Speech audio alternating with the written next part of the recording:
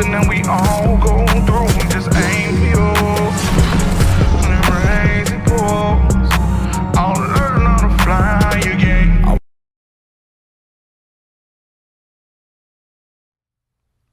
Hi, welcome to my channel. I'm Angelic Alchemy, and this is Unmasking Spiritual Deception, Liberation from Witchcraft and Narcissism. Okay, so I'm on a twin flame journey, and let me tell you, it's fun. It's not. It's hard. It's soul-crushing, heartbreaking, hard sometimes. It's not for the weak. So there's a few things that have sent me on a journey within my journey, I should say. I've been struggling for a long time with being able to relate to my twin, my counterpart. We have had small separations, but never the separation, the one that wakes the less conscious partner up, that one, which I have now initiated finally. But what got me on this journey within my journey is, well, quite a few things, but what I'm focusing on right now is I am able to see who are actual soulmates, who are twin flames. Now, maybe not every single person, I could pick out that one and that one are twin flames, but when there is a couple and I see that couple and I either am around them enough, or if it's somebody that's famous, you see enough about them in their lives, I just have a knack for that, let's say. Being able to tell who is actually divine counterparts, who's twin flames and not. Now, like I said, that doesn't mean that every twin flame couple I'm able to tell, but if I feel like someone is a twin flame couple, then there's a pretty good chance that there is, a 99.9% chance. So if you follow any kind of Hollywood stuff, you probably know who MGK, Machine Gun Kelly, and Megan Fox are. They are twin flames, and they're going through it right now too, as we all do. So, and then now I don't know if Cardi B and Offset are twin flames or not, but what I do know is that Cardi B is, just like Megan Fox, is beautiful, talented, rich, sought after, the whole package, we could say. You could guarantee that they're loyal to these men and all that kind of stuff. There's literally not any better that either of these people could do. And the fact that they weren't able to stay faithful and appreciate these women who are literally the whole package, just tells you that it does not matter how beautiful you are, how rich you are, how talented you are, how many men want you. It doesn't matter. If the man that you are with has unhealed childhood trauma, he will not be faithful. And this goes for kingdom spouses and twin flames also. And since our connections are so heavily attacked by the enemy, as in there's witches and secret societies and all sorts of people that are possessed by demons, literally, that come for our connection in all types of ways. And of course, they're all in the shadows and sneaky because that's how they operate. Okay. So since our connections are so heavily attacked by the enemy, until both partners do the inner work to heal their traumas, there will be toxicity, and a lot of it. Okay. There's always going to be a whore who is willing. There's always going to be people who are jealous and try to attack your connection, try to divide you from each other because of their jealousy, envy, and greed, and other emotions that they haven't learned how to process. Okay. So if both partners are not aware of these facts and they don't protect this sacred connection at all costs, then they will not be successful. Okay. Because there will always be people trying to tear you down. There will always be people trying to come between you. So you have to be aware of, one, what the connection is, and two, that fact that you will be attacked and you have to protect it. And if you are not aware of those things, you will fail, point blank period, until you become aware of them. So I have been trying to figure out what it is that's holding my counterpart back, that is not allowing him to see, first of all, himself clearly, and second of all, me clearly, or anybody else. He's viewing everything through a warped lens, and that got me, on a mission. Instead of staying stuck and dwelling in my pain and just staying in the victim mentality, I chose to learn. I chose to look into narcissism and people who have narcissistic family members and all sorts of stuff. Why narcissists attack chosen ones, the whole dynamic behind that, all that kind of thing. And then another thing that's got me onto that is I have an 8-year-old daughter, okay? And it's the daughter between, me and my counterpart's daughter. She doesn't like when she gets corrected or reprimanded. I mean, who does, right? But anytime that I tell her that she should do something, or that she needs to do something, or she did something, that she wasn't supposed to, she always has a response, okay? Defending why she didn't do it, or the fact that she was doing something else and then she was going to do it, whatever the case, she always has to clap back with some kind of reason or excuse why she wasn't doing what I said she was doing, or why she didn't have to, or something like that. Why she wasn't wrong, basically. And usually, of course, she is, but she just does not want to be wrong or corrected. She always has to defend herself. So I have to tell her it's okay to be wrong sometimes, and that she's got to work on it, not automatically defending herself, but just listening to what I'm saying to her, so the next time that the situation comes up, she'll know what to do, okay? And that is absolutely identical to what my counterpart does when we are like disagreeing or having an argument, or when I'm trying to communicate with him, express my feelings, express something that he's done to me. He is so focused on not being wrong and trying to defend himself from this perceived attack, because he's never actually experienced someone who wanted to communicate and who was actually trying to understand the other person. They were always trying to be right. Whoever he dealt with his entire life growing up always had to be right, and scapegoated him, of course. So trying to explain this worldview that he has never heard of or witnessed before, he just doesn't understand it, okay? And it doesn't matter in what way I try to explain it to him, he doesn't trust me. And it doesn't matter how many years that we've been together and how many times that I have proved that I'm loyal and trustworthy and any of that. It doesn't matter, because deep inside, there's something unhealed in him that tells him that people are not safe. And that is because he was raised with a narcissistic mother, a narcissistic sister, narcissistic family members, and was around a bunch of freaking idiots. Okay, let's just call it like it is. All right. But we have to come from a place of truth. We have to get interested in truth. If you are not looking for the truth, then you're not going the right way. Truth is everything. Truth is authenticity. Authenticity is the highest vibration. Love is the second highest vibration. Okay. Truth and love is God. And if you don't have God, you're going the wrong way. Okay. So this man, my counterpart, did not know anybody growing up who had proper social etiquette and understood that it is okay to be wrong sometimes, okay? And that the truth is what is most important, not winning an argument, okay? There's a quote, I believe it's from Abraham Lincoln, and it says, "When a man is going the right way, I must go with him. But if he starts to go the wrong way, then I must part ways with him," or something to that effect, okay? And that's exactly what it is. The truth must prevail over our loyalty to people, places, and things. The truth is superior. So growing up, he was in a family that did not have good social skills, like I said. So he does not believe that you can disagree with people and still be accepted, because he's never actually seen a healthy disagreement. His family avoided, deflected, and did not talk about things instead of compromising and helping each other understand each other. They misused their authority, as in their authority as his parents, whose jobs it was to raise him, to guide him, and to help him. Okay, now there's many different reasons for this. His mother is a narcissist, 100%.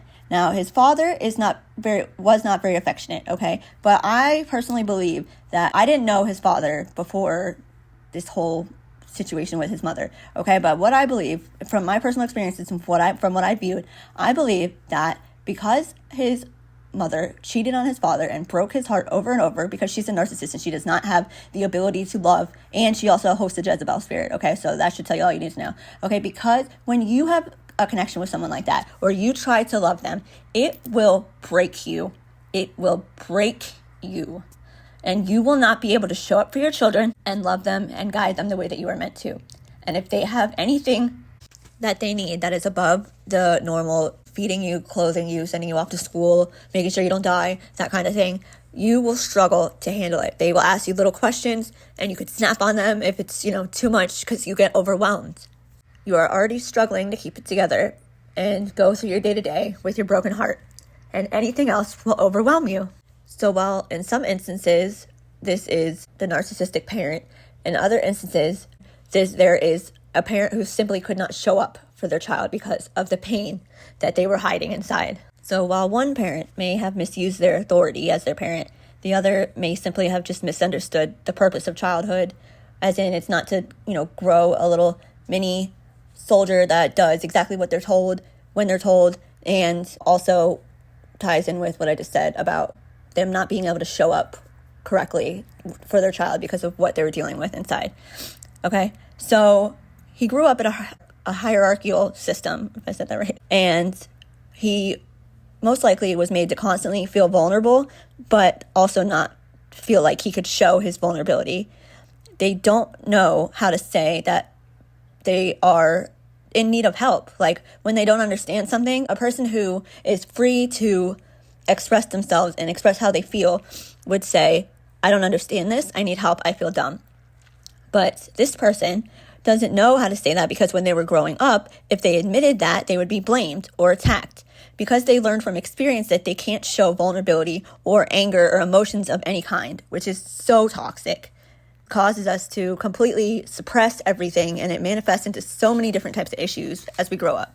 Narcissists always designate a scapegoat to project their insecurities and issues onto and avoid taking accountability. We need to be able, as people, to hold ourselves accountable for when we are wrong. When we don't take accountability ourselves and instead try to blame shift, deflect, or repress it, stuff it down deep and not think about it and pretend like it never happened, and then get upset if someone else brings it up later on down the road, you will be forced to take accountability for this at some point. And most likely it will be years and years and years later, and it will be big. It will be in front of everybody because you will either be losing everything or you'll be exposed for all of this sneaky strategic behavior, or your need to try and control everyone or everything by telling half-truths and not giving people the full picture, and turning people against each other to keep a form of control. All of that will be exposed later on down the road, and it will be in front of everyone.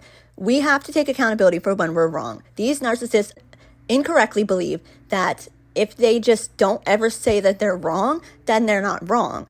They fail to understand that they will be exposed, and now it will be completely embarrassing, to where if they would have just taken accountability at the time of each offense, you do something that hurts somebody's feelings, you say you're sorry and you actually mean it, and then you change your behavior so that doesn't happen again as best you can. Okay, now we all make mistakes, of course, but if there's no attempt to take accountability and to fix your actions, then you turn into a narcissist. Now, like I said, my counterpart does not trust anybody, and with good reason, okay? Because of this, though, he misunderstands a lot about me, who is pure, comes from a place of pure love and authenticity, okay? But the lens through which he's viewing me is polluted because of what he's seen growing up, okay? Now, when my counterpart and I first got together, and we would get into arguments and disagreements, he didn't have any communication skills, okay? But I loved him so much, and I really thought that we were going to be together forever, and not like the kind of together that we have been, just on and off with all this toxicity. I meant like we were going to be in love and be together, like work together, like get married and be partners, actually partner together, not whatever's been going on.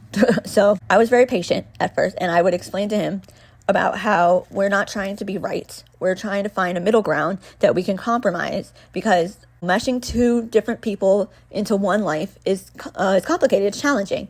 But it can be done if both parties put in the work consistently, okay? And it's not me against you, it's me and you against the world, okay? And at first, he was actually starting to get it. I could see his mind working. I could see his dynamic towards me starting to change. His perspective was shifting. We were starting to get through disagreements easier and quicker, and we would understand each other's side and then adjust and compromise our behavior or our attitude towards each other. It was progressing positively, pretty quickly, and I remember feeling so happy and hopeful for our future. I thought, if we're already learning how to work together and communicate like this, then we have infinite potential. We would go so far, and I'm sure we would have if we would have been left alone. But just when he was starting to open up and trust me, and he was starting to think that maybe things could be different than he'd always thought they could, it was like, so what I'm seeing is like, so there's like a scared little baby animal, like a cute little baby, or just a baby in general, just a cute little baby of some sort, okay, however you want to picture it. But this is what I'm seeing, like a little, it would be like a porcupine or a possum or something, just like a little baby animal. So now this animal is scared and has been getting beaten or attacked like repetitively. So they're all curled up in this protective stance, arms or paws over their head. And then someone's trying to coax them out of their little balled up stance. Like, come on, it's okay, I won't hurt you, like coaxing it out. And then the little animal starts to trust them and starts to come out and let go of some of this tension. They put down their arms from over their head, start to walk out, and then reach out to take this person's hand. And then as soon as it goes to take their hand, whack, they get pummeled over the head again and then laughed at. Okay, so now this little guy is not about to trust anyone. He's going back into his stance and he's not coming out, okay? And no matter who tries to coax this guy out, no matter for how long they try, they are fully committed to not trusting anyone again. Okay? And that is what I feel like happened, because right when he was about to trust me and open up, they being his family, his ex, whoever, these people that have been attacking us, they gave him this scenario, this false narrative that they presented about how I was a liar, how I was betraying him behind his back.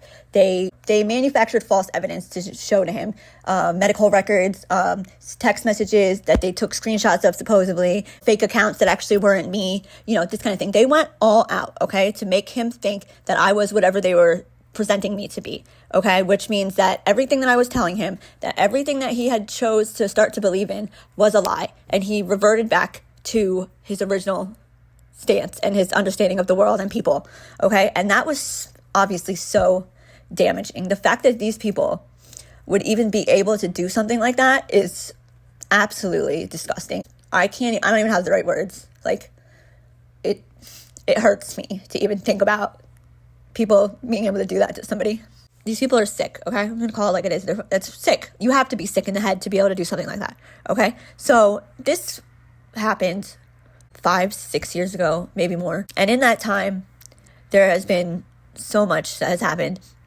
And they have fed into his mind all of this toxic relationship and just worldview information that is false, that is so completely false. And then they piggybacked off of all the things that, they taught him or didn't teach him growing up, and his false beliefs. And they intentionally poked his wounds and played on his emotional traumas in order to manipulate him and corrupt him against me, and then against love and God and everything that is good in the world. Okay? This is not easy to overcome. I know this. I see this and I understand it fully. And there is nothing that will make this person, see the truth besides their own desire to find out what the truth is. If you are not to go looking for the truth, it could hit you over the head and you're not going to recognize it as truth. You have to want to know what the truth is about yourself, about the people around you, and about what happened to you when you grow up. That's why shadow work is so important. We have to go back and find out what it was that gave us these false beliefs that have now manufactured into how we live our life. And once you can identify that and then you can heal it, then that will change the lens through which you view your world, which will change everything. Our subconscious mind is I think 95% of our thoughts are subconscious, which is crazy, right? And so what we believe and what we were made to believe growing up literally forms our life, which is so big. It's crazy. So I went on this journey to find the truth, and what I found was different than what I was looking for, of course, and it was more insidious than what I was looking for, of course. But what I found was that I had not realized how he had been treated growing up. I did a little bit from what he had told me, but I did not understand that his mother was a full-blown narcissist. I definitely didn't understand that she houses a Jezebel spirit, and so does his sister. Can you imagine growing up with people like this? Can you imagine being a divine being, somebody that comes from your heart space, somebody that literally desires to just be cooperative and be kind and be a friend to people and just really wants to just give love and receive love back, and to grow up around people like this must have been hell. So when you're a child, if you have a dad that's not present and a mom that's too involved, or, the other way around, take it as it resonates. Okay. So your dad's not present, or your mom, and that says to a child, you're not very valuable. You don't have high worth. Your mom or whichever parent is putting you up on a pedestal, or trying to make you their husband, or act like their husband, even though you're a child, or trying to make you their best friend and all that kind of stuff. So they're trying to kind of elevate you to this specialness, you're my whole world, which sets this impossible bar to reach that no one can ever reach. So on one hand, you don't matter. And the other hand, you matter so much, it's overwhelming. Okay, that's so confusing to a child. This oscillating back and forth can turn into one wound, which is a mother wound who used her kid to try and fix her pain. And then the other wound is a father wound who went off somewhere to fix his pain. Like I said, take that as it resonates. It could go either way. Okay, it creates this weird form of narcissism where you appear to be overconfident, but on the inside, you have this paralyzing insecurity and imposter syndrome. Okay. These are wounds. These are now entities. They need to be healed. They need to be acknowledged. And then they need to be, you need to take conscious action at working towards healing them so you can see things through the proper lens. Okay. People don't understand why I am the way that I am. And the traits and the qualities that I have that people are so envious of, that make people attack me and lie about me and try and, destroy me and take me down and all that. They don't understand that the reason that I have these traits is because I have a dedication to finding the truth. I want to be right like everyone else, but I want to be right because I know what the truth is so that I can share it with others. I don't want to twist the truth so that I appear to be right so that I win the argument. Okay, that is a very big difference. I am dedicated towards truth and love. And if what I am doing or saying is not going towards those things, then I will change my course of action. A lot of times we don't want to see things, so we intentionally don't look for them. Kind of like, don't ask a question if you don't want to hear the answer. Meaning, if you're asking a question hoping to get a specific answer, you also need to be prepared to get a different answer. And if that answer could potentially be something that you're not ready or willing to hear, then maybe think twice before asking a question. Sometimes we have to look at things for how they are. Actually, all the time. We need to look at things for how they are, not what people are telling you they are. Even though we don't want to look at certain things, like the fact that maybe people don't actually love us, maybe this person is abusing me because they literally do not give a shit about me, okay? Because it's way easier to say they didn't mean it, or, it was an accident, it was a misunderstanding. It's way easier to accept that than they don't love me or they are trying to hurt me, okay? Nobody wants to understand that about people that they love. It hurts. But if we don't look at the truth, then we are allowing them to continue to have access to our energy so that they can continue to harm us. Narcissists operate from insecurity, ego, and control. And they are drawn to chosen ones, earth angels, people that hold the light, because they see in you what they lack, which is authenticity, empathy, and spiritual depth. Narcissists thrive on control. And when they see you operating out of love, peace, and self-awareness, it threatens them. And they will do everything in their power to bring you down. But your spirit is too strong to be dimmed. The more you shine, the more they try to bring you down. It's not about you. It's about projecting their insecurities onto you and trying to fill a void that they have that only God can fill. Now, I've been doing a lot of research on narcissists lately to try and make sense of it, to understand how they think, because people who have empathy and come from a place of love and authenticity have a hard time understanding narcissists and how they think, because they think as somebody who does not have empathy towards others and only cares about themselves. So if you can understand that, then you can understand their thought process and how they think and how they're going to act and react in a situation. Okay, so if you had a narcissistic mother or a parent, really, but I'm focusing on the mother because the situation that I'm describing was a mother, was and is a mother. Okay, if we can call her that. She's the one that birthed this earth angel counterpart of mine who is trying to find out who he is and is lost because of his connection to these people, although I don't think that he's realized that yet. But so a narcissistic mother, she sees her children as trophies or her pawn, okay? If you're the child of a narcissistic mother, your achievements are used by your mother to show off. The only thing they care about is how others see them through their children. So if her child makes a mistake in public, she will belittle them. When you do something good, she'll be full of praise. And when you make her look bad, she'll be hypocritical and extra judgmental. And if you have a sibling, sometimes they will pit your siblings against each other. They'll have one child, which will be the golden child, okay, the one that she favors more, solely because of how they make her look around others. If she sees you as the scapegoat, then she'll put blame on you for everything and reject you, which is completely damaging to a child, obviously. Okay, a narcissist mother or narcissist likes to keep control. Like I said, they come from control and ego and insecurity. So they get mad if you disagree with them or don't do what she wants you to do.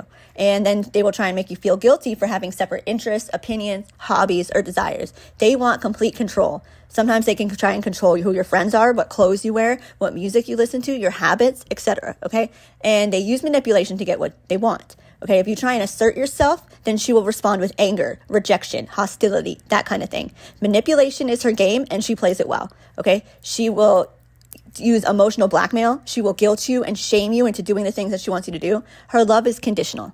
If you outshine her, she may become jealous of you. So on the one hand, we have that she wants you to make her look good. okay? She wants you to make her look good, so by, doing things that she can use to be like, oh, look what my kid did, okay? But on the other hand, if you outshine her, she might become jealous of you, okay? And then she will weaponize her love as a way to reward and to punish you, okay? So when you have a narcissistic mother, you probably as a child will turn to for being a perfectionist. You will have these misguided attempts to win her love by trying to, do the right things, and you can never win. You can't ever win with a narcissist, because if you don't do enough, then they'll belittle you. But if you start to outshine them, then they will become jealous and they will weaponize, whatever they can against you that way. It's a mind fuck. So a narcissistic mother will not care about your feelings. They lack empathy. They are unable to sympathize with her children, okay? So she absolutely will not validate your feelings. They are self-centered and they think the world revolves around them and that they can do no wrong. So if they do something to upset you, they won't acknowledge their mistake and they won't soothe you if you're upset. They will divert the conversation to themselves. So if you're trying to tell her something that she did wrong, or even something that's like, just hurting your feelings or whatever, she will divert the conversation to herself, focusing on something that happened to her that is so much worse than what is happening to you. So now she is trying to make you feel bad for not empathizing with her for her situation when you are trying to get her to empathize with you. Okay? A narcissistic mother will hold grudges, long-standing grudges, probably over something that wasn't a big deal. They have a constant victim mentality. She's wired to manipulate other people, which includes guilt-tripping you with your past mistakes to get what she wants. Okay, she's emotionally volatile. She has low self-esteem, and she wears a mask. So if met with ongoing resistance, as in you're not listening to her and doing what she says repetitively, she may cry, freak out, become extremely manipulative, and use any and all means to manipulate you. She doesn't want to let you go, ever. Okay, you may feel like you're not enough, and she belittles you, she judges you, criticizes you. But also, if you ever try and leave her, she will freak out, or she'll, say something like, you can't ever leave me, or you'll, whatever. Okay. Now, a narcissistic mother is, of course, completely overcritical, has something to say about everyone and everything. And in doing so is positioning herself as superior to them. Okay? If you try and tell her anything that she does not want to hear, she will have a toxic reaction.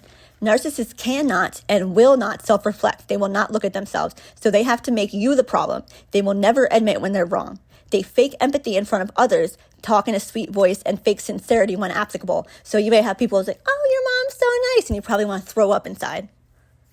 Now, my counterpart, of course, told me a good amount about his mom, but I didn't know until recently how bad that she was. Narcissists are very good at keeping up a mask and appearing to be sweet, like serial killers. You always see those documentaries where people are like, oh my gosh, I don't know, they were just the nicest, most polite, sweetest person. I didn't know that they killed 12 girls in the backyard. You know what I mean? Like, they are experts at mimicking people's behavior who do have empathy and who are sweet and caring and kind. They literally spend more time than you would imagine mimicking these people and trying to appear to be just like them, just for this reason. So if there is ever a question, or anybody does try and, come to them with something that they did, they have this, everybody thinks that I'm sweet and everybody thinks that I'm kind, and nobody will believe you when you try and tell them all the wicked things that I've done to you. Okay, that's a narcissist all day.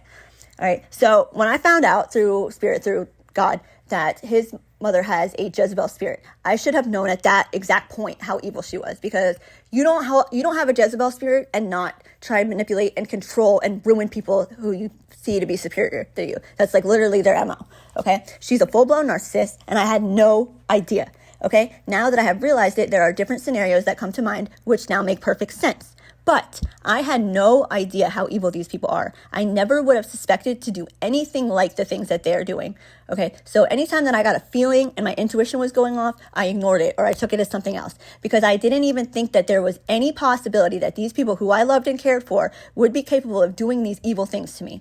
Okay, and for the sole reason that I was confident, happy, authentic, an actual good person with morals, and because they knew that I could see right through these people, and they didn't want me to expose them, okay?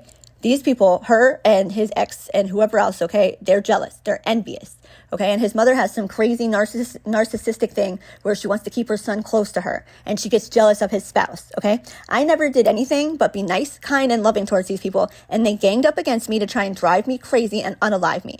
They spread all kinds of lies about me, constantly spreading gossip, turning everyone against me, doing heavy witchcraft on me, and then trying to make my counterpart think that I was lying and crazy and all that, okay? Sending demons to put intrusive thoughts in my head and drive me crazy. They blocked my finances. They made my counterpart hate me, like literally turned him against me and made him hate me. So while they're doing this, he's breaking my heart. And I described to you earlier, when you have a broken heart and you're trying to show up for your children and stuff, it's not for the weak, okay? It's not. So while I'm financially struggling because they're blocking my finances and they're driving me crazy, literally, I'm still having to take care of my children, okay? And no one would help me. And that was on purpose. They knew that if I was having all these intrusive thoughts, they were sending all these demons to attack my mental. They're having my person, break my heart and intentionally do these like sneaky, just not nice things to mess with my mind and to literally break me down from the inside. Okay. And they knew that me having to go through all this and still, show up for my children, feed them, clothe them, get them to school, clean the house, they knew I would not be able to handle it. They knew it because no normal person, no person, period, could handle that. Okay. I did the best that I could, and God alone got me through that time. Okay. That is evil. That is absolutely evil. Okay. They knew that would destroy somebody. And if it was any of them, they would have been gone a long time ago. Okay. They purposely withheld their love, their affection, like narcissists do, their help. They made sure to not assist us in any way. I remember, my counterpart used to always be like, I don't know why my mom will always watch my sister's kids, but she never offers to watch my kid. Well, because she wants us to struggle. She wants us to fight. She wants us to not get along because she wants me out of here. Okay, which I didn't understand at the time. I don't know if he did, but I sure didn't. So that was obviously on purpose. There's many different parts and aspects of the strategic plan that was put into action to remove me from his life and from this planet. And it was all narcissistic, sneaky, strategic behavior, because that's all these people know. That's the only way they know how to operate. They live in fight or flight. They are constantly on the prowl of how to drain light beings from their light. I don't know if all of them are consciously aware that's what they're doing, but it is. A lot of them, well, in my situation, most of them, if not all of them, are absolutely consciously aware of what's going on. But, and that doesn't mean that every single narcissist knows what they're doing and that they're doing it on purpose and that they are using witchcraft and all that. Take it as it resonates. But in my situation, absolutely. They all know what they're doing. They all are doing it on purpose. They all are trying to siphon our energy, and they all are using witchcraft and demonic entities and other, evil means to accomplish this goal. Now, I don't believe that my counterpart is a narcissist. I believe that he has narcissistic tendencies that he picked up from his family and, whoever else he was around. I do believe that he has an avoidant attachment style, where if you look that up, it has a lot of the same qualities, and they do a lot of the same things that narcissists do. But the difference is that somebody that is avoidant attachment is not intentionally trying to harm you. They just literally don't know any other way how to be. And that doesn't make it any less toxic. You can't have a healthy relationship with either one. An avoidant attachment has the possibility to heal. And narcissist, it is slim to none. Okay, chances that's going to happen. So both an avoidant attachment and a narcissist, they both lack self-awareness. They're both emotionally unavailable. They lack a capacity to pursue a deeper connection with somebody. They do not have emotional maturity. They're emotionally immature. They will invalidate or dismiss your feelings. They get defensive if you try to talk to them and take it as an attack. They'll blame all their issues on you, and they're sensitive to criticism, constructive or not. They resort to stonewalling you or giving you the silent treatment. They don't have empathy towards you. They never or rarely apologize. They will not take accountability for what they've done wrong, and they have a very fragile ego. Okay, but here's the difference. So an avoidant attachment, they pull away because they're afraid. They don't trust people, and they're not able to really love them because of that, not fully. They desire to experience intimacy, but they're too scared of getting vulnerable. A lot of this is subconscious. They didn't love bomb you. They actually did get vulnerable, and then they got scared. They actually do want a good relationship with you. They just don't know how to do it. Now, a narcissist, they go into it with an intent to control, manipulate, gain power, and dominate. They view themselves as superior to you. They think that they're entitled and believe that they are worthy of attention and admiration. They intentionally shame you, coerce you, belittle you, demean you, etc. on purpose. They are living a secret life. They act completely different in public than they do behind closed doors. They intentionally love bomb you, and they thrive on conflict. They want to push you until you lash out so they can then tear you down and blame you for everything. They do not care about having a good relationship with you. They care about power and control, okay? Obviously, these are two very different things, okay? But on the surface, they can appear to be the same. So when you are an avoidant attachment, like I said, you can portray a lot of the same qualities, traits, and habits that narcissists have, but it takes somebody to actually do a lot of work and research and understand what these things are to be able to tell the difference between somebody who is avoidant attachment and somebody who is an actual full-blown narcissist. So like I said, I've done a lot of research lately on narcissists, on avoidant attachments, and healing inner traumas, that kind of thing. So if you are someone that thinks that you have an avoidant attachment style, okay, like I said, you can heal. You have the ability to heal through a combination of self-awareness, taking accountability, vulnerability, open communication, learning how to communicate properly, and most likely therapy of some kind, whether that's online or whatever, would be beneficial. You have to understand the root cause of where your avoidant attachment comes from, which is absolutely crucial. And this involves reflecting on experiences that have happened in your past and identifying the patterns in your relationships and recognizing the emotional needs that you have that are unmet. You are not used to being vulnerable, so it is recommended that you practice vulnerability. This involves gradually stepping outside your comfort zone and allowing yourself to be more open and honest about emotions and needs with others, which can be a gradual process. And you have to, just like anything else, you have to take baby steps and then eventually start moving forward slowly. Now, this is crucial. If you are trying to heal as an emotional attachment and you are trying to practice vulnerability and do these things that I just mentioned, you have to be sure that who you are practicing vulnerability with is not themselves a narcissist or an avoidant attachment, okay? They have to be somebody that you can trust with your feelings, that you can trust with your emotions, and that you can trust not to harm you and weaponize your own emotions against you, okay? This is crucial, because if you try and do these things with a narcissist, they will tear you apart. They'll freaking destroy you, okay? Learning how to express your needs and feelings clearly and respectfully is essential for healthy relationships. This includes being direct, active listening, and engaging in honest conversations about expectations and boundaries. Like I said, the main goal and what you're both working towards needs to be the truth, not being right. And that's how you can openly communicate and partner together and grow and stuff. You have to both be wanting to know the truth about yourself, about each other, about everything. Okay, if you're not both actively searching for the truth in each situation, then you are going to struggle. You're going to have conflict, and there's going to be toxicity. Another thing is you have to have compassion for yourself. You have to give yourself some grace. Okay, recognizing and accepting imperfections and releasing unrealistic expectations and practicing positive self-talk are also crucial for building your self-esteem. You have to develop the capacity to manage your emotions effectively, and that will allow you to navigate through challenging situations and be able to form healthy relationships. This can involve techniques like meditating, mindfulness, deep breathing, journaling. There's so many different ways of doing it, just whatever works for you.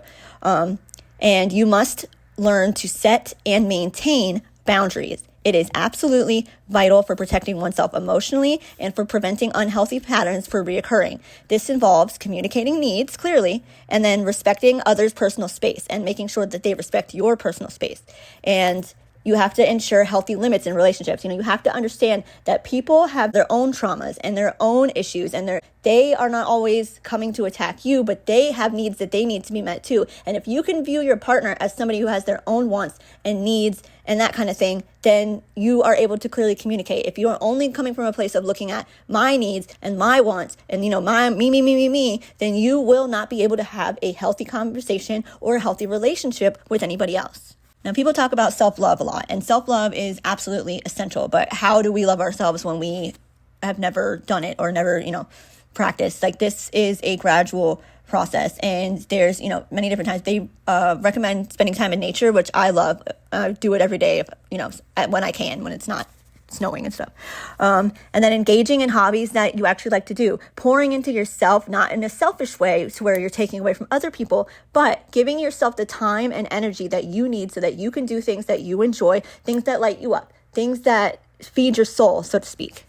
So avoidant attachment styles can only be healed through experiences with somebody who is able to have a healthy relationship. And if you have somebody that they have healthy communication patterns, that they don't try and harm you, they don't try and weaponize your responses against you, that kind of thing, then you can start to become emotionally vulnerable because that is an environment where you can be relatively confident that you will not be shut down, dismissed, or, like I said, have your own feelings, emotions, and your responses weaponized against you. Okay, that is crucial. Now, I know some of us may not have people where we can do that to, and there's ways to work on this yourself too. You can start working on the other things that I just mentioned if you don't have somebody that you can do healthy relationship exercises with, that kind of thing. But if you are an avoidant attachment, and if you do not take the steps to heal your trauma and work on all these things, find out where this comes from and start to heal it, then you will never be able to have a healthy relationship. You will never be fulfilled. And you might think that you can just be a womanizer or whatever, if you're a woman, take it as it resonates, and then you'll be happy with that the rest of your life. But at some point, that's going to get boring. At some point, that's going to get stale. And at some point, you're going to desire actual intimacy and connection with somebody that you can trust and share your life with. Okay? And if you're womanizing or whoring around until you're 50 or 60 years old, you got slim pickings by that point in life. And by that point, your soulmate, who you're supposed to be with, is probably already married and on to somebody new because they're not waiting around that long for you. So this is something that is not only good for your partner, if you have a counterpart, if you identify as a twin flame or somebody with a divine counterpart, this isn't only for them, this is for you, okay? But you have to be able to admit what is in yourself that needs to be healed, and you have to be able to understand other people. You have to be able to have empathy for them, and you have to realize that people besides you have their own wants, their own needs, their own emotions, and their own boundaries, and that they deserve to be respected just as much as you do, okay? They deserve to be happy and feel safe just as much as you do, okay? And if anybody in your life has views that are contrary to that, they look at things like people shouldn't be able to be sovereign and make their own choices, and they should just do what you want them to do because that works out best for you, those people need to be cut off, okay? Point blank period. They're toxic, they're draining you, and they're probably narcissists that are using you for narcissistic supply, whether you realize it or not, okay?